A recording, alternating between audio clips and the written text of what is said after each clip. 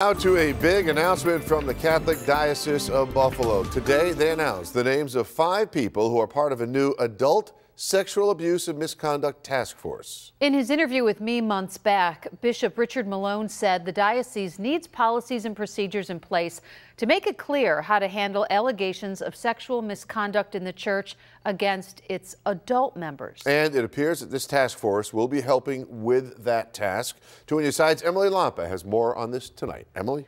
That's right, what you just said, Mary Ellis. This new group will ultimately make recommendations on how the diocese will assess and respond to accusations of sexual misconduct made by adults against priests, deacons, religious, as well as lay employees. The 5 people that they picked for this task force are Patricia Brunsing, a local developer and former president of Franciscan Ministries of Buffalo. She was also the board of directors for Sisters Hospital Foundation.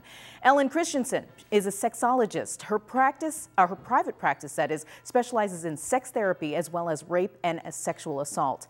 Maureen Pratt is co-chair of the Respect Life Committee and parish council member of Christ the King Church.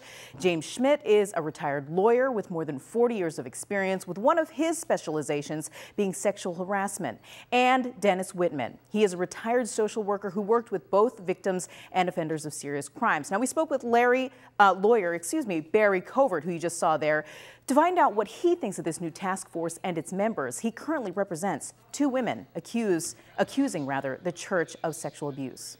Peers at the church did a good job getting reputable individuals that are going to hopefully be able to guide the church into the new area of how to deal with church employees or clergy that have a relationship with parishioners or students, and making sure that there are firm rules on how those relationships are supposed to occur.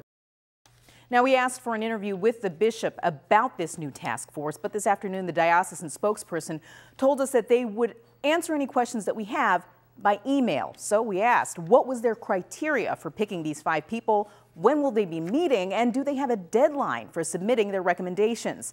Just before the newscast, we were told that their offices are now closed and they would get back to us later. Emily Lampa, Channel 2 News.